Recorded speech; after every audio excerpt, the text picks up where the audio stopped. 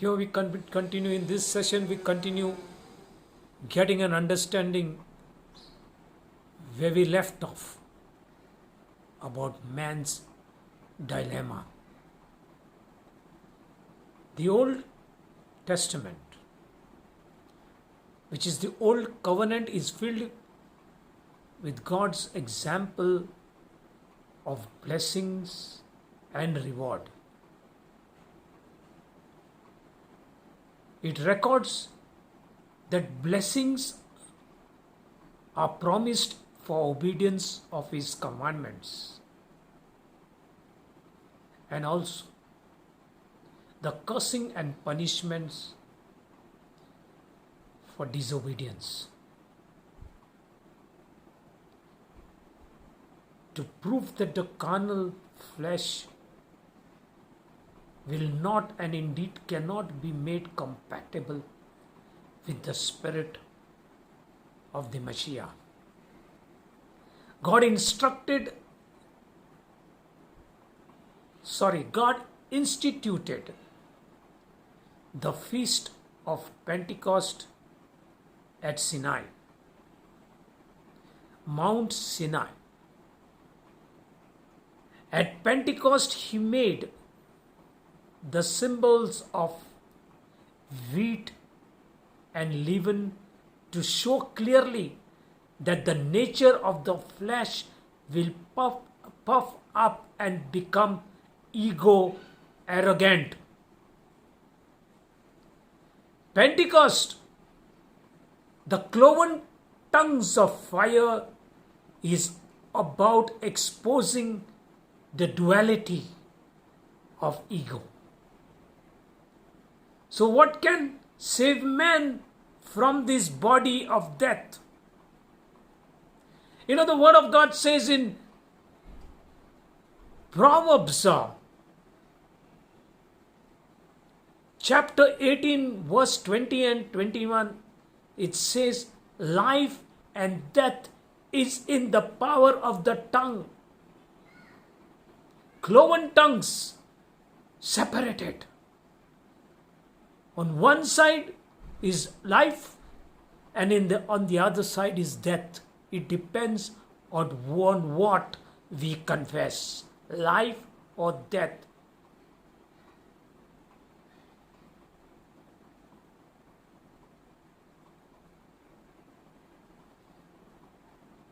And that's why Pentecost is about exposing the duality of ego. So what can save man from this body of death? His answers to man's dilemma is Yeshua HaMashiach, who came in the fullness of time. Came in the fullness of time. After years of God proving to man that the natural man cannot fix the problem, Yeshua HaMashiach fixed the problem. Now let us go back to Genesis. Let's go back to Genesis chapter 1 and 2. Mashiach, the Spirit Adam, joined himself through the breath covenant to the blood Adam, whose condition is like the earth, without order and void of purpose, and is in need of redemption and restoration, and became an authorized living soul.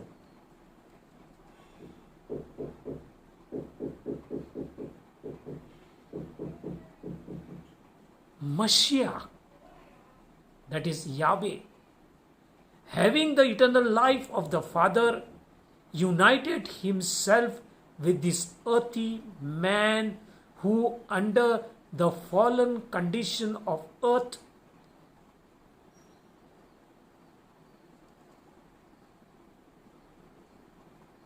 and Mashiach came in the flesh to eliminate through his death and resurrection the rule of the flesh.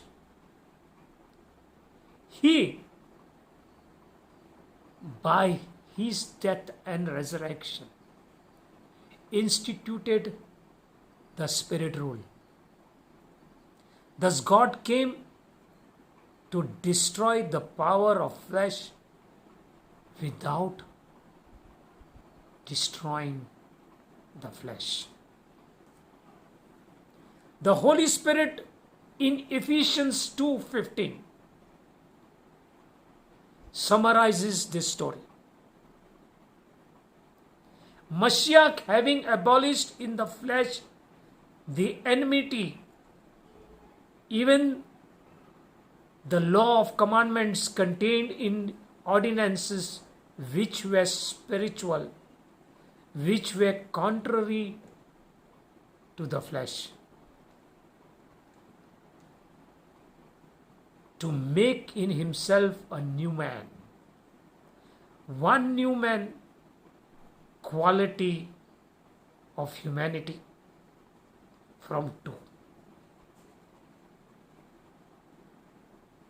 One new man from two. So making peace between the two. He showed us the only way to make peace was to die to the ruling appetites of the flesh. We are allowed the benefit of what he did through his death to the flesh. And by choosing to believe that he died for us in our place to remove the rule of our flesh appetite, believing in the union with him in his death and resurrection, we can institute in our life the rule of his Spirit. It was necessary for man to see in the plan of God that the only way to deal with the power of the flesh was to accept the judgment of the cross.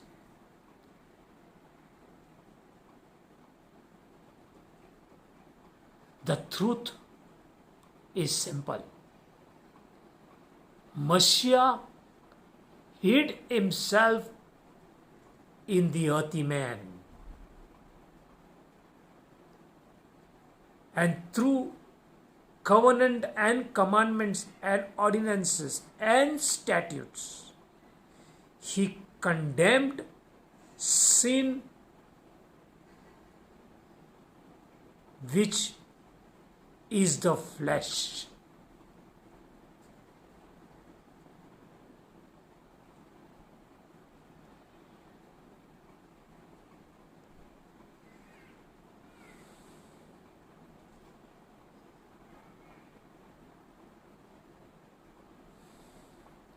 The Father prepared for himself a body, born of a virgin, spirit conceived, spirit led. He could, through covenant with his Son, carry to the cross the rebellion, carnal, aggressively disobedient Adam nature.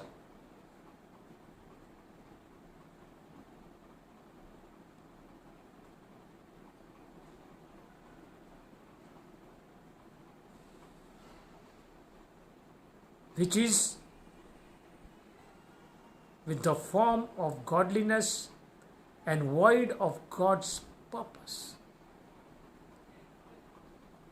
and without hope Yeshua Mashiach died on the cross as one man, representing every man and all mankind, representing even the earth from which Adam was formed. He died as perfect man in perfect faith that his Father, that is our Father, will bring forth out of death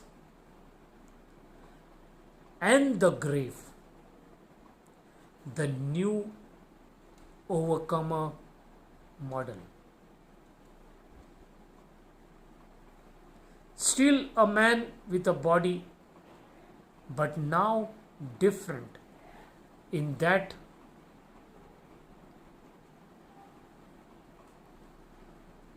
the new model is led by the Spirit. The new creation man seeks the things of God instead of the flesh.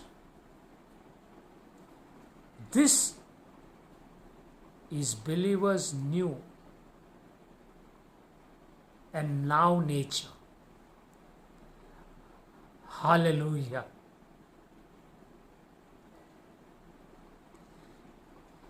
He who knew no sin became earthy, deceived Adam and carried him to the cross.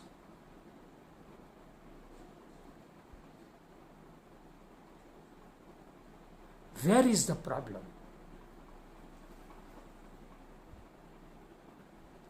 Actually, now in Mashiach, there is no problem.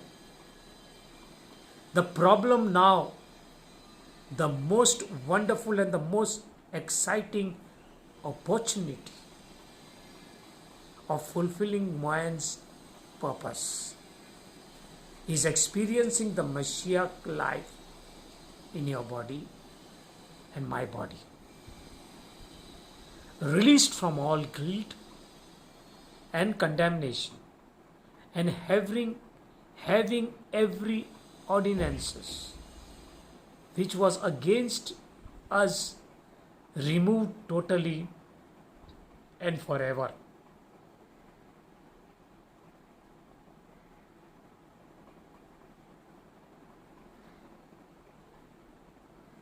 The liar and the lie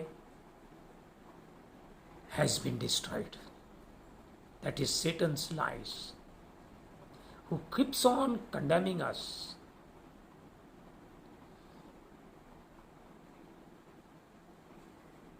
Every time there is a spiritual hook which pulls us back is through his condemnation.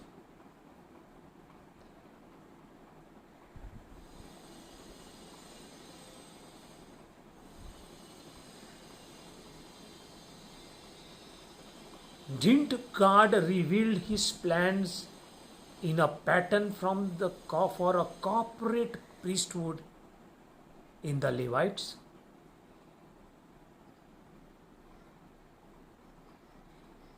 He is looking for a few good believers to put his plans into operation. How many are needed?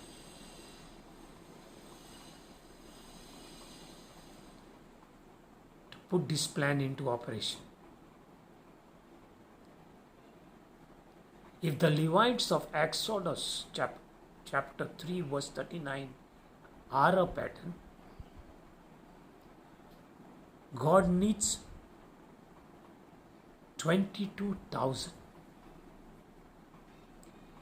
born from above, sold out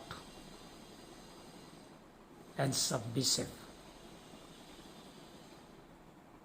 believers, submissive believers all over the earth to make up a holy priesthood body to present this message of hope to the world.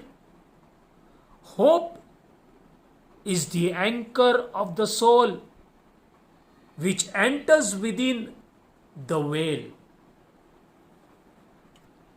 Now let us understand that we cannot become what we already are.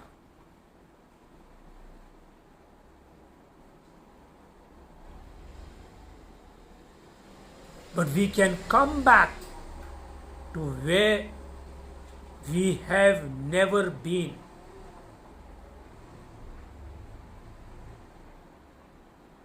Because of this flesh nature of ours.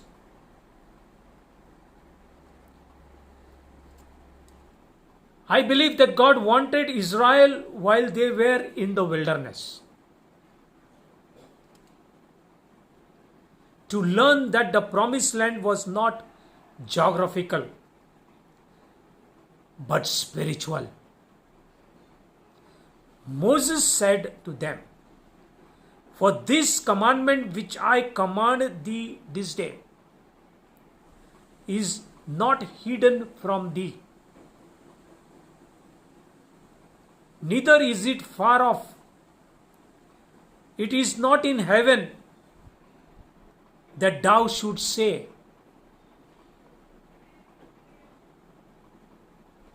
Who shall go up for us to heaven, and bring it unto us, that we may hear it and do it? Neither is it beyond the sea, that thou should say, Who shall go over the sea for us and bring it unto us, that we may hear it and do it? But the word is very nigh unto thee, in thy mouth and in thy heart, that thou mayest do it. See it, and I have set before you this day life and good, and death and evil." Deuteronomy chapter 30, verses 11 to 15.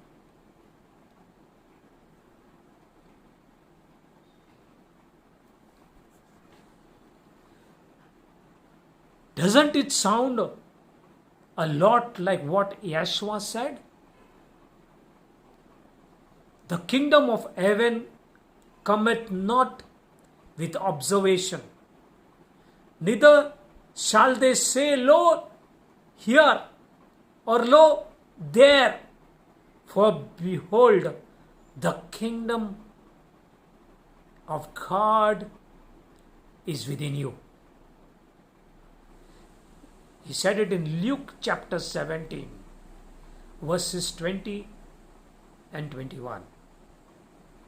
It surely looks like to me that Yeshua was teaching the same truth that Moses was teaching. The kingdom of heaven is not a place to go to. It is not something you do. It is the person called the Word. He is nigh unto you and in your heart and in your mouth. In your heart and in your mouth. Mashiach in you is a city. He is the government, and He will fill your whole earth He will fill your. The scripture teach that Abraham looked for the city whose builder and maker is God. Yeshua said to his disciples, You are the light of the world. A city that is set on a hill cannot be hid. In Matthew chapter 5, verse 14. Can you see the inference?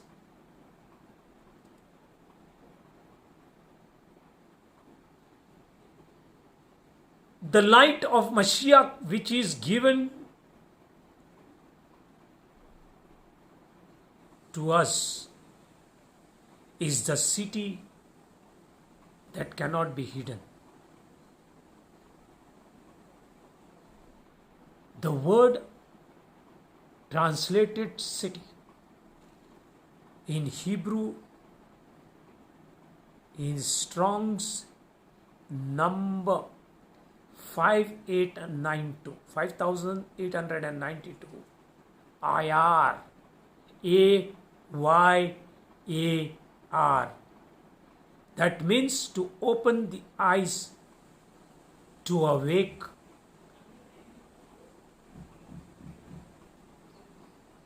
to open the eyes or to awake. This sounds to me like our Father is saying, come on, wake up. Wake up to who you are. You have been trying to go to where you already are. This is what the Father God is saying. You are trying to go to where you already are.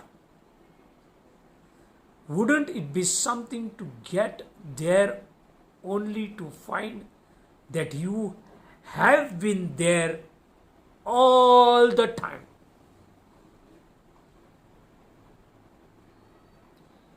And that's why Isaiah 60 verse 1 says, arise, shine, for thy light has come, and the glory of the Lord is risen upon you. The word says, arise, you arise, not God arise. You arise and shine, for your light has come. Hallelujah. Glory to God. Today, light has come in so many people of the hearers of these sessions, these teachings. And the glory of the Lord is risen upon you.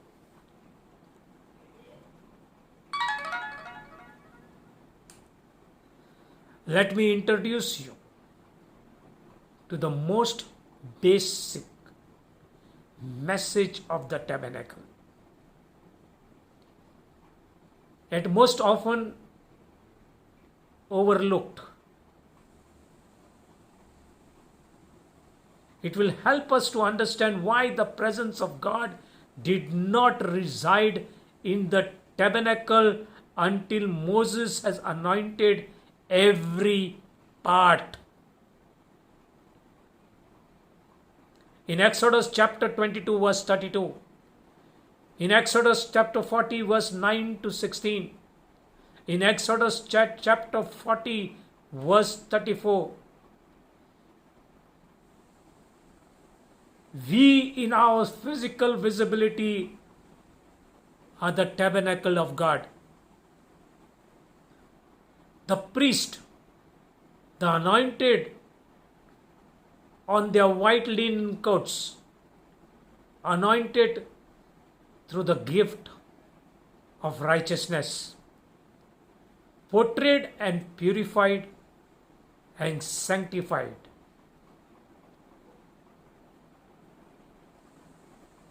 For the activity assigned to the priests. This is important because every born again Christian is appointed to the priest office. If we do not understand this, if we do not have the knowledge of this, then we will be rejected from being priest to Him. Because Hosea 4:6 says, My people perish because of lack of knowledge. Because you have rejected knowledge, I reject you from being priest unto me. Can you understand the importance of getting knowledge today?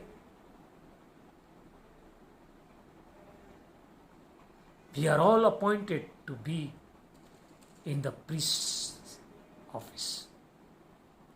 It is also important because God's kingdom is ordered according to the law of the Spirit life. Appointed to the law of the Spirit life. In Exodus chapter 30, verses 31 and 32, and Romans chapter 8, verses 1 and 2. The protocol for the altar, from the altar to the ark of the covenant, is to teach us God's plans for maturing of the priests. The priest portrays the compatible attitude of the human soul, which is to function as the wife of Mashiach, to prepare us for the birthing of life, of His life, by our intimate interaction with the Spirit of life, which is the creative power contained within our most holy place. We learned from the Adam and the Eve garden story that when the living soul, represented by the woman Eve, had been deceived and took the physical sense ruled world as a truth, the sensual mind then experienced the belief of separation from the Spirit. The big lie which introduced mortality. The Bible reveals God as truth and declares that God cannot change. It makes sense that God cannot be intimate with a soul wife who has embraced the lie, which is contrary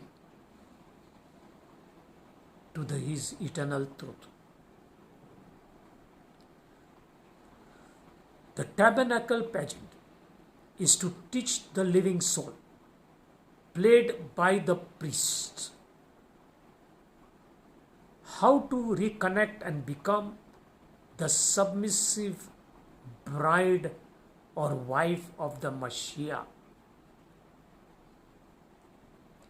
The Mashiach in you is the active life, giving Spirit of God, which creates in us His sonship, love nature,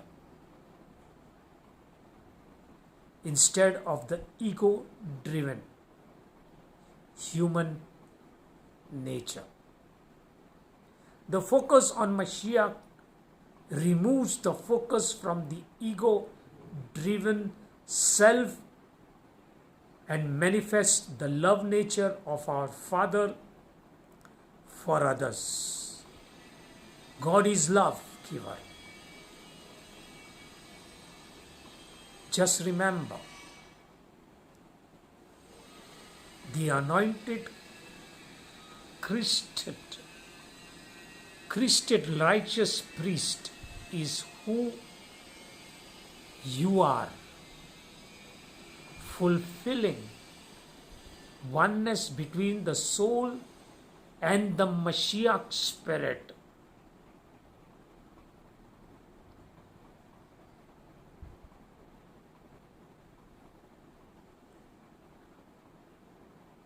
I propose to you that the activity is the life of Yeshua, which he identified as the work of the Father, is that Paul called the mystery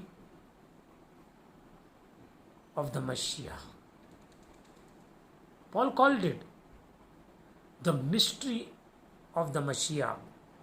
Ephesians 3, chapter 1 to 4 says, "For this cause I, Paul, the prisoner of Yeshua Mashiach, for you Gentiles, if you have heard the dispensation of the grace of God, which is given to me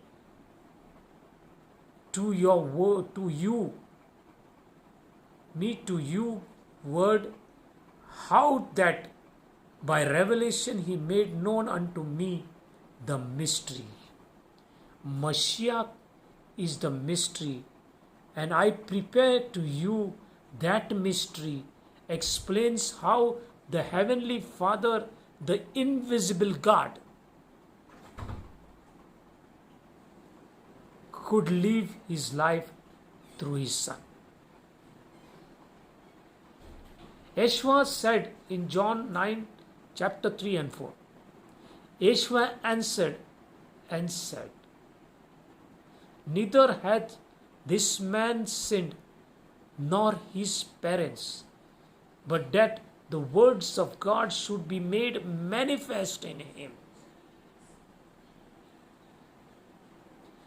I must work the works of him that sent me." And also in John chapter 14, verse 10 and 11, Yeshua said, "Believe thou not that I am in the Father, and the Father in me.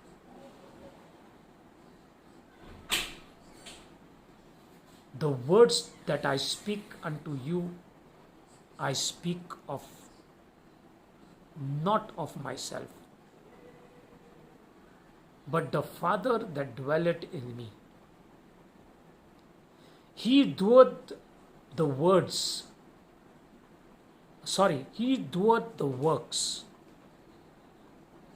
Believe me that I am in the Father and the Father in me. Or else believe me for the very work's sake. The works of the Father, where the works that Yeshua did was of the Father. This is the great mystery, and only the Spirit can reveal. Man was not created to work for God, but man's created role was for the Father's work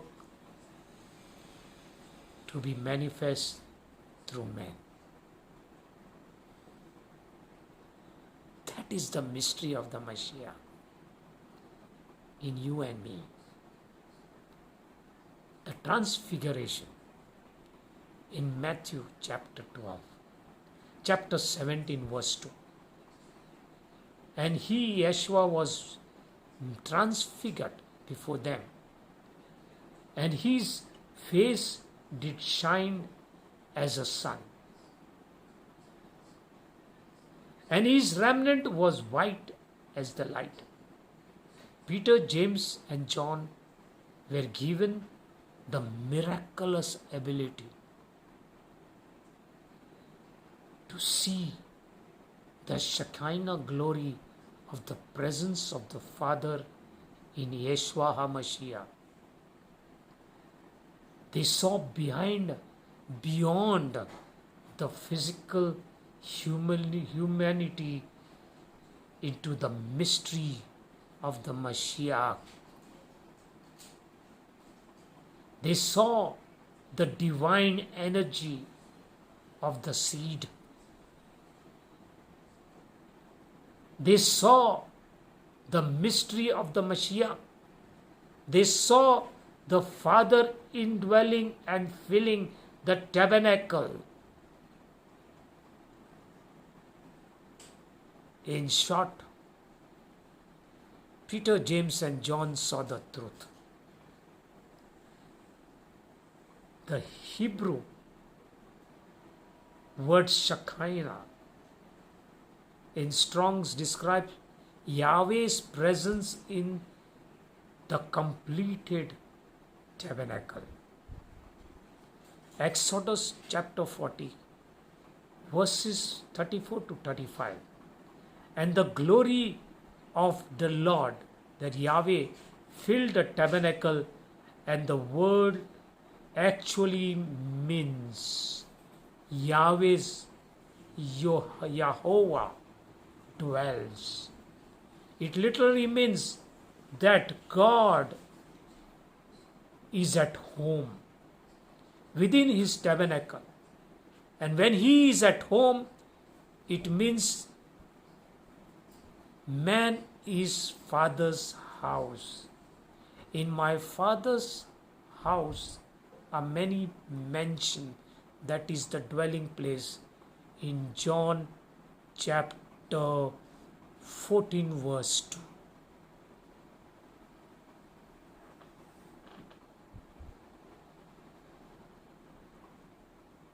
May Yahweh God, Father, our Abba Father, bless this tabernacle teaching of ours. Give us the wisdom. Anoint us, Lord, so that we can understand your word. In Yeshua HaMashiach's name, Amen. Next sessions, we will take the understanding of the 3 levels of salvation. God bless you. Amen.